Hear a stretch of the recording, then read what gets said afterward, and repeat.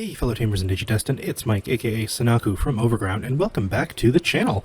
I know we've had a bit of another hiatus over the last little while, but that's just because of life happens. We just haven't had an opportunity to get together, the OverGround team, to kind of make a video. There's been a lot of lockdown still happening within our province in Canada, and so it's just been a little bit difficult to kind of get together and in person, especially to kind of build these decks, test them out, and bring you guys the results basically at the end of the day. But yeah, it's just been a busy month for me personally as well. I just recently got engaged to my new beautiful fiance. So congratulations to me, not to brag, but I will. And so we're back at it again now. I wanted to build a deck because this is a viewer requested deck, and this is a deck that I built for a commenter on one of our previous videos, and his name was duplakappa, if I'm pronouncing that properly. I'm going to be putting the name up on screen as well. And they requested a 1.5 version of the Purple MetalGarurumon deck to update one of the previous decks that we had made into the current format.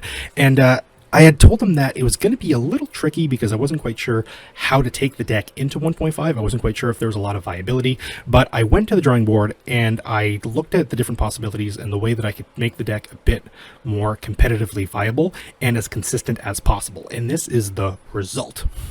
Now, again, as always with any deck that we make, feel free to leave any questions or comments or suggestions in the comment section as well. If you want to get your voice heard, if you think that there's something that we could have changed, if there's anything that you've tried with this similar version of the deck that you feel might work as better as well, let us know and get your voice heard. And we always interact with everyone in the comment section, and we want to make sure that we can have a nice and consistent discourse with everyone in the community. But yeah, this is the 1.5 updated MetalGarurumon deck. And as you can see, it varies tremendously from its 1.0 counterpart. So for those unfamiliar, the 1.0 version of the MetalGarurumon deck that we put up on the channel was basically meant to mimic the playstyle of Omnimon Blue or Red, specifically Blue though, in the sense that it was kind of a slow, not necessarily slow, but just a grindy tempo deck that would build up to a cheap mega, and then when that get followed up with a Millenniumon, and your secondary attacker was going to be MetalGarurumon, and he would constantly be replacing himself with other rookies that you could then use to add additional pressure onto the opponent. Now, at the time, we only owned one Beelzemon, so we couldn't quite play like the Millenniumon Turbo equivalent of that, where you could constantly bring back Impmon to go into Beelzemon and then potentially go into Millenniumon as well. So instead, we played the cheapest champions we could at the time, which were all 2-cost and 1.0, and the only 2-cost ultimate we had at the time was Myotismon, I believe, and then we'd use that to kind of quote-unquote turbo into Boltmon, which was the 2-cost mega for purple, and then you would use babies like Yalmon to make your Boltmons like 13,000, and you would use that to kind of control your opponent's security, because at the time the biggest security check was only 15, so depending on the matchup, your Boltmon was generally always going in. Now, in this version of the deck, Boltmon loses a lot of its candor, and so does MetalGarurumon, unfortunately, because the introduction of 1.5 brought about a lot of powerful boss monsters for every single color, and that has kind of flooded the card pool with big DP monsters that you're pretty much expected to see in every single deck, no matter what. Like, for example, yellow now has Shine Greymon that you can run into in security, which is 11,000. You've got the Ragnalord cards, Ragnalordmon himself, you have Durandmon, you have Bryweldermon, which is all both 12,000, Craniumon. Let's see, let's run down the list even more. There's another Omnimon in the format. We've got Alter S, you know, Sarismon for green as well, Imperial Dramon for blue. The list goes on.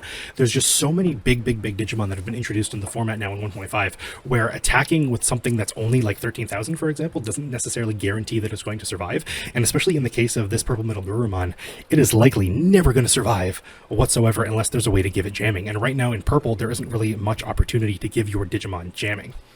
So the previous version of MetalGarurumon not only did it build up to the Boltmon as the main attacker, and this is actually the secondary attacker, but it also focused on the Garurumon line cards, and these were the WereGarurumon and the Garurumon. And the general play was that you would attack with the MetalGarurumon having the WereGarurumon as source. You would be able to bring back a rookie with the MetalGarurumon's effect, delete it with the WereGarurumon's effect to untap the MetalGarurumon, and then if you had this Garurumon in source as well, either underneath the MetalGarurumon itself or somewhere else on your board, you would be able to gain one memory. And what that allowed you to do is similar to the Omnimon Blue decks, where you could have a double attacker with MetalGarurumon and then the Garurumon underneath the source that would come out.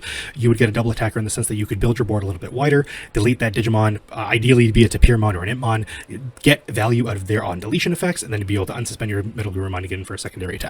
Now, I built this deck under the pretense that this MetalGarurumon is never going to survive the first security check, so there was no point to include that specific combo, because I just felt like it wasn't going to go anywhere. So instead, I built this deck to be a bit more control tempo based instead. So in the previous 1.0 version of the deck, where we use MetalGarurumon specifically as a means, as a main secondary attacker, and we used him to kind of keep setting up our board.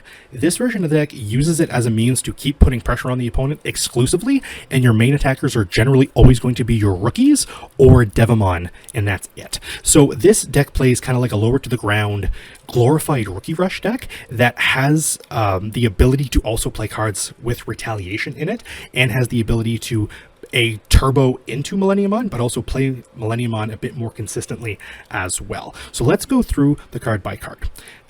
So we're playing 4 copies of Demi-Merimon and 1 Pokemon. Demi-Merimon is pretty self-explanatory. It's a free filter. On deletion, you get to draw 1, discard 1. Pokemon lets us send the top card of our deck to our trash. This is just to help us set up plays with like Matt or something down the line as well. I felt like Pokemon was a little bit better than Yammon in this situation specifically, because we are still playing a lot of revival cards that we can take advantage of having specific things in our trash pile. Onto our rookie lineup, we have 4 Tapirmon. This is the on deletion, get to draw 1, 3 Demi-Devi, 3 Candlemon. This is our 2 cost vanillas. I just wanted to have 6 total in the deck. You could manipulate your ratios here depending on what you're comfortable with. You could go 4-2 in the other, one direction or the other. 3 Gabumon with the on deletion, draw 2, discard 1, and then we've got the 3 Impmon. Now, Impmon wasn't originally in our previous 1.0 list because at the time we only owned 1 Beelzemon, so we didn't really have a lot of opportunity to really turbo into that aspect. But now actually I just picked up a second one because I was able to finally find one after 6-7 months, and I finally feel like Impmon's kind of made its time to shine now. And we're only playing 3 copies because we don't plan on actually using its effect often to keep milling 3, because we're not playing things like Pinemon, but instead we're playing 3 Impmons, that way we can have it in circulation and we can constantly either bring it back with Night Raids or with MetalGarurumon, so we can follow it up with the Beelzemon on top immediately, disrupt our opponent's play by taking out one of their Digimon, and then potentially have a setup play for Millenniumon as well. Moving on to the champions, pretty much standard lineup for Purple at this point. We're playing 4 Devimon. This is the Devimon Retaliation and the Inheritable for Retaliation as well. 4 Vilemon, just a blocker. You need it to stay alive, especially in specific matchups. And then 2 Merimon. This is a new addition to the deck from 1.5. It's just a 1-cost champion. And I just wanted to include a couple copies in the deck as well, so that we have options to turbo into our bigger megas if we need to take that route.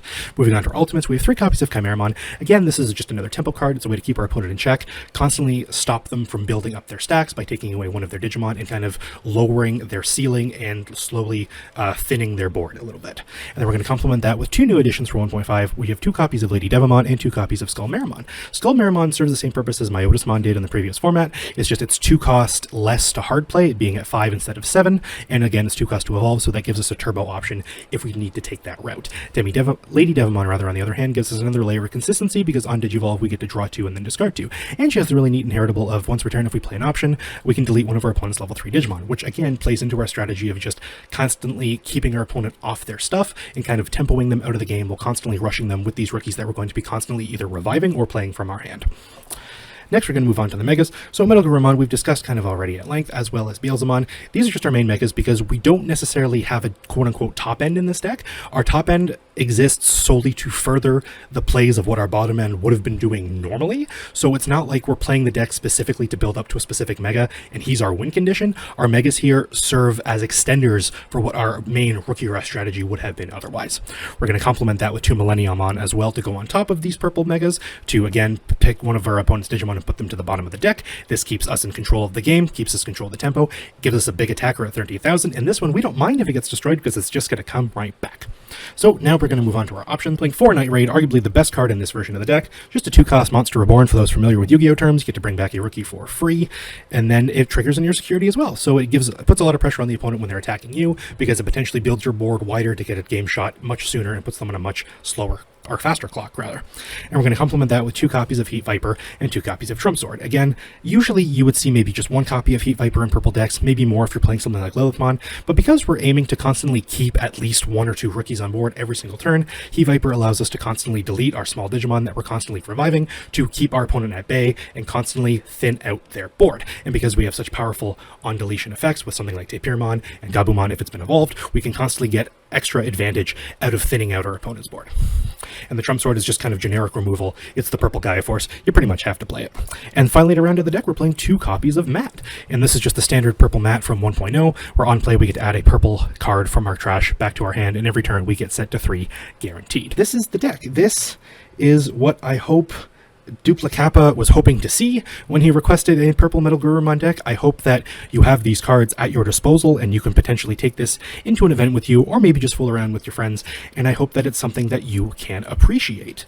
But yeah, again, if you guys have any comments or suggestions, or if you've built a deck similar to this, or if you have any ideas that I did not cover, sound off in the comments and let me know what you would change. If you like what you see here at Overground, please consider subscribing, and please consider liking the video as well, so we know what content is going to go great for our fans. But again, this has been Mike, aka Sanaku, from Overground. Take care, everyone.